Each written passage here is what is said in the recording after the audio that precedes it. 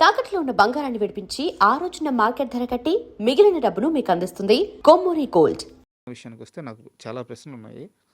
చాలా చిన్న వయసులోనే సినిమా చూశాను. బట్ సినిమా మీద అప్పటికే కాస్త కొంత గ్రిప్ వచ్చింది. సినిమా అంతా అయిపోయిన తర్వాత క్లైమాక్స్లో సార్ హీరోయిన్ కామ్గా కూర్చొని ఉంటుంది, హీరో కామ్గా నిలబడి ఉంటాడు. క్లైమాక్స్ 12-15 నిమిషాలు ఉంటుంది ఆ సినిమాకి. ఆ పెళ్లి సీక్వెన్స్ మొత్తం హీరో నిలబడిన దగ్గర నుంచి కదలడు, హీరోయిన్ కూర్చున్న దగ్గర నుంచి లేదు. సినిమా అంతా కె విశ్వనాథ్ గారు తన కళ్ళ సైగతో ఆ క్లైమాక్స్ మొత్తాన్ని నడిపిస్తారు. ఆయన లేచి లాస్ట్ ఆయన 3 డైలాగులు చెప్తారు. అంటే భామ క్యారెక్టర్ ఉంటుంది కదా, ఆమెకి కూడా ఒక 2-3 డైలాగ్స్ ఉంటాయి. మీ ఫస్ట్ సినిమా ఫ్యామిలీ ఎమోషన్స్తో, తరుణ్ అప్పుడు స్టారు.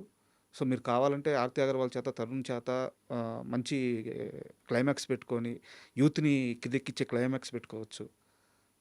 హీరోయిన్ని పక్కన పెట్టేసి ఇద్దరు పెద్దవారి చేత ఆ క్లైమాక్స్ బారాన్ని అంతా వేసి సినిమా తీస్తే, చాలా చిన్న వయసులో సినిమా తీసినప్పుడు మీరు తప్పుగా అనుకోవద్దు. ఎవరికో మంచి పొగరుంది, రైటింగ్ స్కిల్ మీద, సెన్సిబిలిటీ మీద మంచి స్కిల్ ఉంది అని ఫస్ట్ ఇంప్రెషన్. కాశీ విశ్వనాథ్ అనే వ్యక్తి గురించి అతను ఎవరో తెలియక ముందే నాకు పడ్డ ఫస్ట్ ఇంప్రెషన్ సార్. ఏంది ఈ క్లైమాక్స్ డిజైన్ చేశాడు, మామూలు తెలివితేటలు కాదు అని నాకు అనిపించింది. నిజంగా మీరు ఇదంతా ఆలోచించి చేశారా? అప్పుడు భయపడలేదా? ఏ ధైర్యంతో ఆ క్లైమాక్స్ క్రియేట్ చేశారు? అంటే దానికి అక్కడ కూడా ఒక పెద్ద కథ ఉంది. ఓకే. కథ ఏంటంటే క్లైమాక్స్ స్టార్ట్ చేశాను నోమా కళ్యాణ మండపంలో. నేను ఏ షార్ట్స్ తీసుకుంటున్నాను, ఈలోపు ప్రొడ్యూసర్ సురేష్ బాబు గారు, విశ్వనాథ్ గారు, పరుచూరు వెంకటేశ్వర గారు ముగ్గురు కూర్చొని ఒక రకంగా డిజైన్ చేసి ఇలా ఉంటుంది, ఇలా ఉంటుంది, ఇలా చేస్తే బ్రహ్మాండంగా ఉంటుంది, క్లైమాక్స్ బాగుంటుంది, ఫెయిర్ చేసేయండి అని షేక్ హ్యాండ్లు ఇచ్చేసుకొని నా దగ్గరికి వచ్చి, వెంకటేశ్వర గారు అదిరిపోయిందయ్యా, నీ సినిమా సూపర్ హిట్ పో, నక్కని దొక్కావు అని ఆయన వెళ్ళిపోయి, కాసి బాగుంది యాజ్ ఇట్ ఈజ్ ఇలా ప్రొసీడ్ అయిపోండి అని చెప్పి సురేష్ బాబు వెళ్ళిపోయి, విశ్వనాథ్ గారు వచ్చి చెప్పి అన్నీ చేశాక ఫెయిర్ చేసి నా దగ్గర తీసుకొచ్చారు. తీసుకొచ్చాక నాకు అంత ఎక్కలేదు. దాంట్లో ఏంటంటే విశ్వనాథ్ గారు పెళ్లి గురించి, తాళి గురించి, 7 అడుగులు అంటే ఏంటి, తాళిబొట్టు విలువ ఏంటి, అది ఇది అనే స్పీచ్లు ఉంటాయి. ఓకే. అది చూసాక నాకు ఎక్కలేదు. బట్ ఫస్ట్ టైం డైరెక్షను నేను ఎక్కలేదు అది ఇది అని అంటే లెజెండ్స్ వాళ్ళు ఫీల్ అవుతారు అని అనుకుని తీయటం మొదలుపెట్టా. మార్నింగ్ నుంచి సాయంత్రం వరకు ఒక 4:30 ఆ ప్రాంతం వచ్చేటప్పటికి ఎవ్రీ షాట్ నాకు బోర్ కొట్టేస్తుంది. డైరెక్టర్ని, స్టోరీ నేను రాశాను, నాకే బోర్ కొట్టేస్తే రేపు ఆడియన్స్కి ఎలా ఉంటుంది అని చెప్పేసి ఇంకా అంతే. క్లైమాక్స్ పోయిందంటే సినిమా ఆడదు, ఆడకపోతే నా భవిష్యత్తు పోద్ది అని చెప్పి కళ్ళం నీళ్ళు వచ్చేసి ఓ పక్కెళ్ళి బొట్ట ఏడ్చేసి, ఆ ఏడుపులోనే ఓ ధైర్యం తెచ్చుకొని సురేష్ బాబు ఫోన్ చేశాను.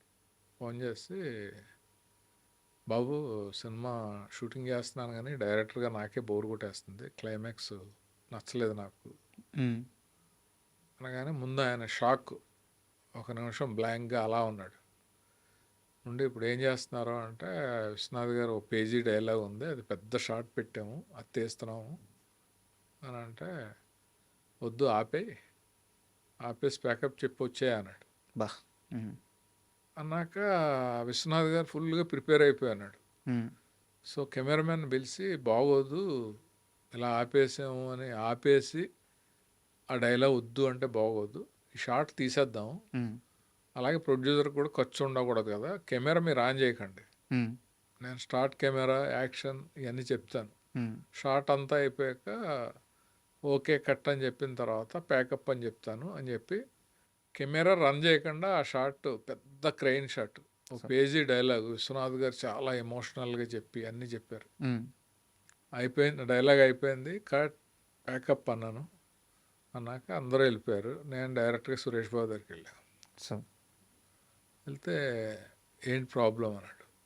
ఏంటి బాబు అదంతా, విశ్వనాథ్ గారు స్పీచ్ల కోసం సినిమాకి వస్తారు, సినిమాలో డ్రామా ఉండాలి, నెక్స్ట్ ఏం జరుగుతుందని ఇంట్రెస్ట్ ఉండాలి, ఇది వరకు మేము డిస్కస్ చేసింది, అనుకున్నది, రాసుకున్నది అది కదా, మొత్తం మార్చేసి, ఎప్పుడో నా చిన్నప్పుడు బావమర్దల్లో అల్లు రామలింగ గారు చెప్తాడు, తాళి అంటే అక్షంతలు ఏంటి, 7 అడుగులు అంటే ఏంటి, జీలకర్ర బెల్లం ఏంటి అంటే చెప్తాడు. అది ఆ టైంలో అప్పుడు బాగున్నాయి. ఇప్పుడు అది కాదు కదా, ఆ తరుణ్కి ఆర్తి అగర్వాల్కి పెళ్ళి అవుద్దా అవదా, అయితే ఎలా అవుతుంది, ఆ విషయం వాళ్ళిద్దరు ప్రేమించుకున్నారన్న విషయం ఎలా తెలుస్తుంది, ఇది కదా డ్రామా అని అంటే ఆయనకి వెంటనే నచ్చేసింది. అన్నిటికంటే కూడా నా గట్ ఫీలింగ్ నచ్చింది. ఆయన మొత్తం ఇదంతా షూటింగ్ చేసి ఎడిటింగ్ చేసి క్లైమాక్స్ వేసి చూసుకున్నాక చిచ్చి బోరు కొట్టేసింది, పాతదే బాగుంది కదా అని రీషూట్కి వెళ్ళటం అనేది చాలా చోట్ల జరుగుతుంది. సార్ బట్ అది ఏమీ లేకుండా ముందు చెప్పడం అనేది చాలా నచ్చింది. ఇంకా నేను కూడా రాను, నువ్వు అనుకున్నది రాసుకుని నువ్వు అనుకున్నట్టు రేపు ఎల్లుంట్లో క్లైమాక్స్ ఫినిష్ చేశాను. అప్పుడు రాజశేఖర్ అని ఒక తమిళ అతను ఉన్నాడు, అతను నేను కూర్చుని ఆర్డర్లో పెట్టుకుని అదంతా రాసుకుని పరుచూరు బ్రదర్స్ చూపించి ఆ రకంగా క్లైమాక్స్ తీసాం. అది సూపర్ డూపర్ హిట్ అయింది. సూపర్. అంటే నాకు అనిపించింది సార్ పర్సనల్గా, అంటే ఇంత జరిగిందని మాకు ఎలా తెలుస్తుంది, మాకు తెలియదు కదా. అవును, ఇంటర్వ్యూలోనే కదా చెప్పగలం.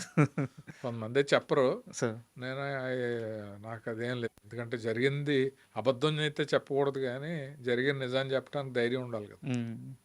తర్వాత పర్చూరి బ్రదర్స్ ఏమనలేదా? ఏమంటారు సినిమా హిట్ అయ్యాక?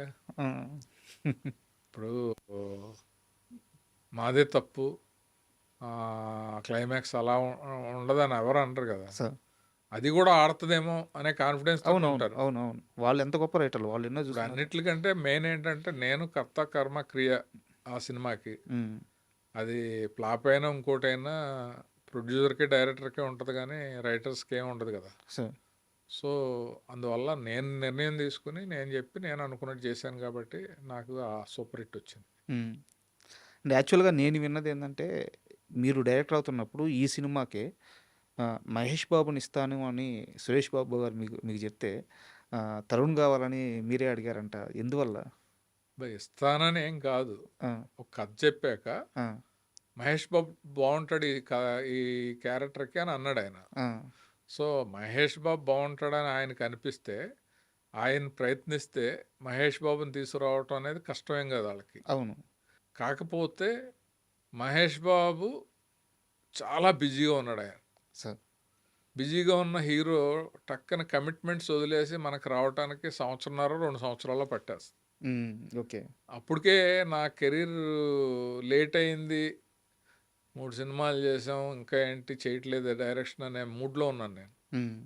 అప్పుడు ఏమన్నానంటే, కథ నాకు బాగా కాన్ఫిడెన్స్ ఉంది, నువ్వే కావాలి, హిట్ అయింది కదా, తరుణ్ని పెట్టుకుందాం, తరుణ్ అయితే బాగుంటుంది క్యారెక్టర్కి అని అంటే, సరే అయితే నువ్వు వెళ్ళి మాట్లాడు అని అంటే నేను మాట్లాడే రోజారామణి గారి వాళ్ళకి చెప్తే వాళ్ళు వచ్చి కథని వెంటనే చాలా బాగుందని చెప్పి అలా ప్రాజెక్ట్ స్టార్ట్ అయింది. ఓకే. ఇప్పుడు మహేష్ బాబుని ఇస్తానంటే వద్దనే అంత ఎవరు ఉండరు కదా, అంత పొగరు ఎవరికి ఉండదు కదా. సార్ లేట్ అవుద్ది అనేదే మెయిన్. ఓకే. ఓకే.